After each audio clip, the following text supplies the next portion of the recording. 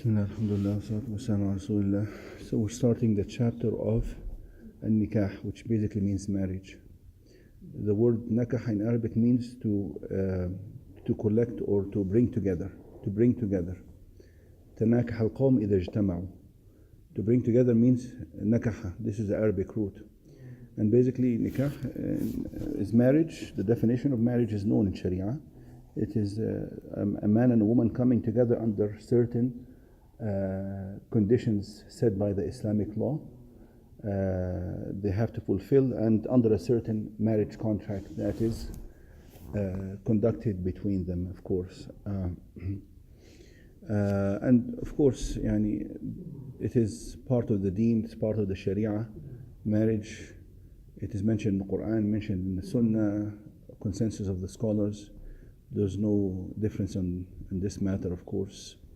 Allah says, فَانْكِحُوا مَا طَابَ لَكُم مِّنَ النِّسَاءِ. Marry whom you ever wish of, ladies. فَانْكِحُوا مَا طَابَ لَكُم مِّنَ النِّسَاءِ. Also, مَنِ اسْتَطَاعَ مِنكُمُ الْبَاءَةَ فَلْيَتَزَوَّجْ. All people or young people, whoever has the ability, he should go and get married. So, also the hadith, وَأَتَزَوَّجُ النِّسَاء, talking about himself, he says, I get married. فمن رغب عن سنتي فليس مني أو النكاح سنتي فمن رغب عن سنتي فليس مني. He says marriage is my sunnah, it is my way. Whoever basically rejects my way, he is not of me. So for somebody to say, okay, I'm never going to get married, is it allowed in Islam? For no reason? No, it's not allowed, it's haram. It is haram for somebody to say, okay, I'm just going to abstain from marriage like this. If he says that for no good reason, then it becomes haram. Even if he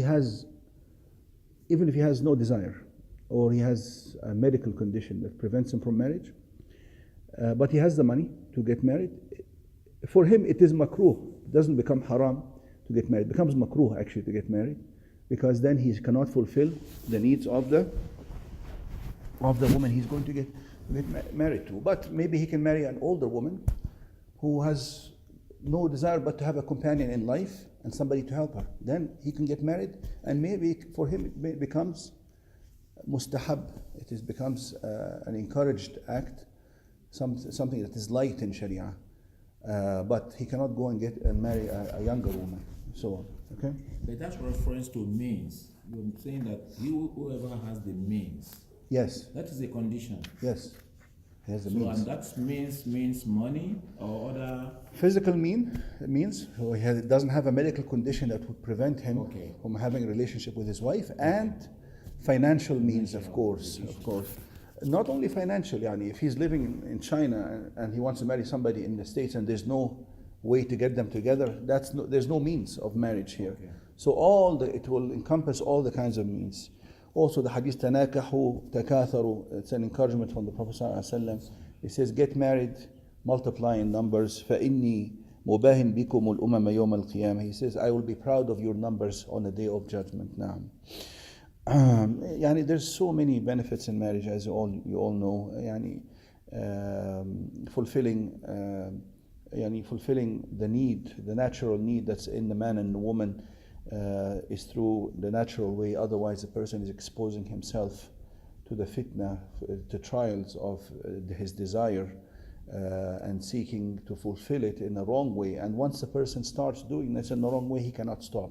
It becomes difficult for him to stop and actually go to the natural, legal Islamic way of marriage, because then he becomes used to having different varieties of women. He cannot really be satisfied with one woman anymore, so it becomes a problem. Also, it is the only means to have children. Without marriage, basically this ummah would die. It will have no continuation. And if the only ummah that worships Allah in the proper way that is pleasing to Allah subhanahu wa ta'ala, the only ummah that carries the torch of guidance for the rest of humanity is declining, and there's no numbers to basically practice this deen, worship Allah on this earth and guide other people, then becomes a problem now. And also to having social relationships, having marriage, silat al-rahim, all this comes comes from marriage, strengthening the community, helping each other financially, because when you marry, you help her, she might help you, you help the children, right? All this, yani, the rewards that you can gain from marriage are innumerable. Yani.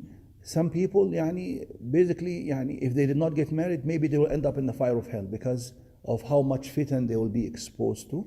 But with marriage, they're gaining so much reward from all these acts of worship that they're participating to, whether they become engaged and they become indulged in it. They're spending on the children, they're spending on their wives, they're being nice to their kinship.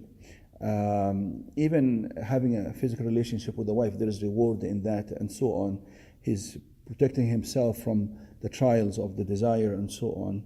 And that's why it is one of the signs of Allah subhanahu wa ta'ala. Marriage is one of the signs and bounties of Allah and favors to humanity. That's why Allah says, وَمِنْ آيَاتِهِ أَنْ خَلَقَ لَكُم مِّنْ أَنفُسِكُمْ أَزْوَاجًا لِتَسْكُنُوا إِلَيْهَا. Allah considered it an ayah, a sign of His mercy, benevolence, existence, favor, and wisdom, and so on. Like خَلَقَ لَكُم مِّنْ أَنفُسِكُم, He created from your own self pairs. For the man there's a woman, for the woman there's a man. لِتَسْكُنُوا إِلَيْهَا, so you can have tranquility and serenity by coming together and being together.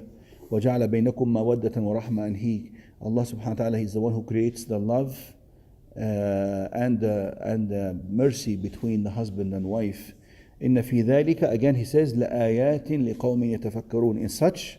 In all this, there are many signs for people of thought. لِقَوْمٍ يَتَفَكَّرُونَ. Naam. Also, by marriage, you're protecting the woman from having to go and work in unsuitable places and mixing, being exposed to dangers of mixing with some evil men and so on. You're protecting the wife from doing that by taking care of your financial responsibilities, right? And also you're helping your own parents sometimes, because the presence of the wife, she can help your mom and your dad and so on. And Allah, the benefits are innumerable. So inshallah, we'll stop here. This is an introduction for the chapter of marriage.